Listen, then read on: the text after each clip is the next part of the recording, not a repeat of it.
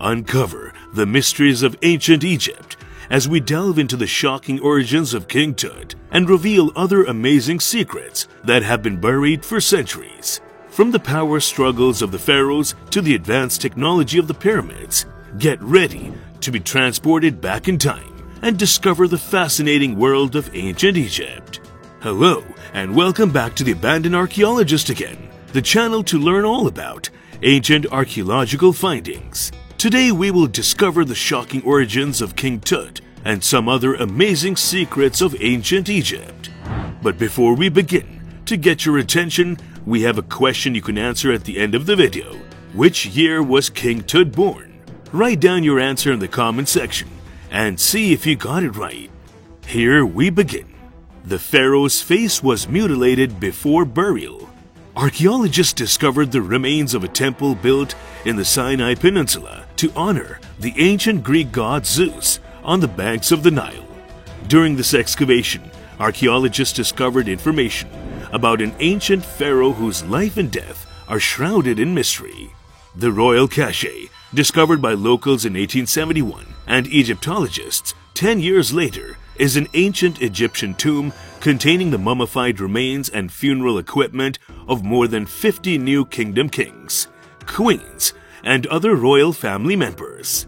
Along with legendary kings such as Ramesses the Great and Seti I, a little-known pharaoh's reign was shrouded in mystery. The inscription, Seqenen-Re the Brave, on the lid of his coffin provides the first clue as to how he died. Scientists said that looking at the front of his face certainly does not look normal. It's heavily distorted. The entire nose, the right eye, the bridge, and the left eye are distorted. This is a wound that's been forced in. It's smashed into his brain, leaving a large crater-like effect. This wound has a slightly different appearance, possibly due to a piece of bone breaking off as the weapon was removed. It has flipped a piece of the skull's outer shell off. A blow from an axe must have severed part of his left cheek, exposed the teeth, fractured the jaw, and sent him senseless to the ground. Another blow must have seriously injured the skull, and a dagger or javelin must have cut open the right side of his forehead, just above the eye. It is widely assumed that the wounds on his head were caused by a Hyksos axe, and that the wounds on his neck were caused by a dagger while he was dying on the ground. 2 baby girls mummified with King Tut.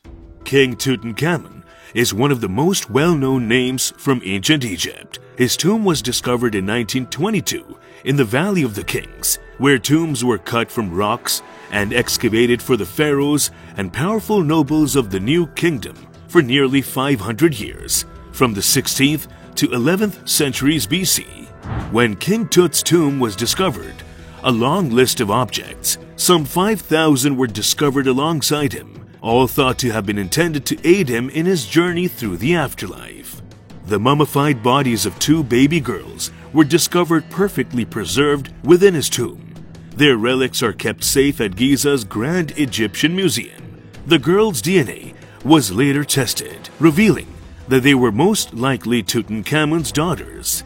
While many people have been taken aback by the remains, Egyptologist Dr. Joyce Tyle-Desley believes there is a reason they were buried alongside the pharaoh. She suspects they were the ultimate safety net. The ancient Egyptians were big on insurance, with plans B, C, D, and E. If one thing didn't get them through the afterlife to fight demons and dark souls, another would. Tutankhamun was a wealthy man who could have dug a grave for his daughters whenever he wanted, so the fact that their bodies have been saved and buried with him suggests a ritual reason for them to be there as well as a practical reason. Women and girls were frequently depicted as protectors in ancient Egyptian art, standing alongside their fathers or guards. King Tut was born out of incest. According to scientists, Tutankhamun, the teenage king of ancient Egypt, was born of an incestuous marriage, explaining why he limped on a club foot and had other deformities and genetic defects. Tests on the pharaoh's mummy, discovered in the King of Valleys in 1922, revealed that his parents were siblings and that he only had paternal grandparents. According to renowned Egyptologist Zahi Hawass, incestuous alliances were common among Egypt's royalty. Because he is a god, like Iris and Osiris, a king could marry his sister and daughter, which was only done by kings and queens. The scientists presented more information about DNA tests and CT scans performed on Tutankhamun and 15 other mummies between 2007 and 2009. According to the doctors, he also had malaria, a cleft palate, and a genetic bone disease. Tutankhamun's father has been identified as Akhenaten, the heretic king who introduced monotheism to ancient Egypt. Akhenaten first married Nefertiti, who was famous for her beauty, but they had no sons, so he married his sister to have a son. King Tut's tomb was built for a woman. The fabled Tutankhamun's tomb, dug into a crumbling pyramid in Egypt's vast, sun-baked Valley of Kings, has long been shrouded in legend and superstition.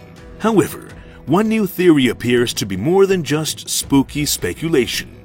According to the theory, the iconic Queen Nefertiti's remains, thought by some to be Tut's mother, have been resting in a hidden chamber attached to his burial complex near Luxor, Egypt.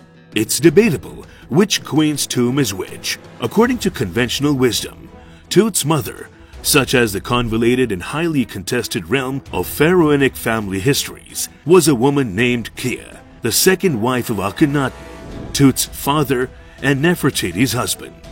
Tutankhamun, however, was the product of incest, most likely between Akhenaten and his sister, according to a DNA analysis published in 2010. In addition, Tut, who died at 19 in 1323 BC, was known to have been plagued by birth defects, which may have explained why. However, critics of the theory argue that several thousand years in a dusty, underground chamber degrades DNA. Furthermore, Egyptian royalty's bloodlines are so complicated by generations of cousin marriage that genetic relationships can be difficult to decipher. Reeves hopes that the inhabitant of the hidden tomb isn't an obscure second wife or an unnamed sister. Instead, he believes the legendary Queen Nefertiti, revered for her beauty and immortalized in a lifelike bust, is one of Egyptology's most iconic artifacts. King Tut's tomb was finished in a rush.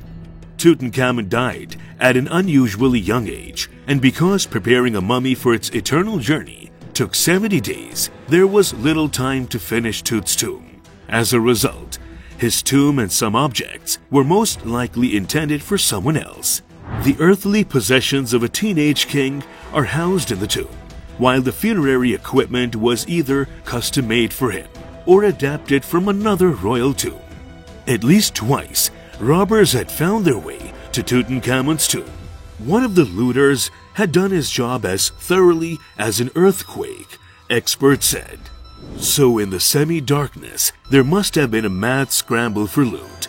Gold was their natural quarry, but it had to be portable, and it must have driven them insane to see it gleaming all around them on plated objects that couldn't move and didn't have time to strip.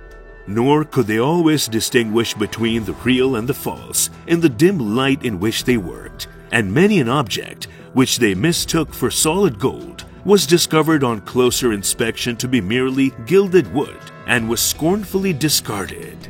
The boxes were subjected to harsh treatment. They were all dragged out into the center of the room and ransacked, their contents strewn across the floor. We'll never know what valuables they discovered and took, but their search could have been hurried and superficial, as many solid gold objects were overlooked. What do you think of these secrets and shocking origins of King Tut? Comment below, and the answer to our question is 1341 BC. Subscribe for more.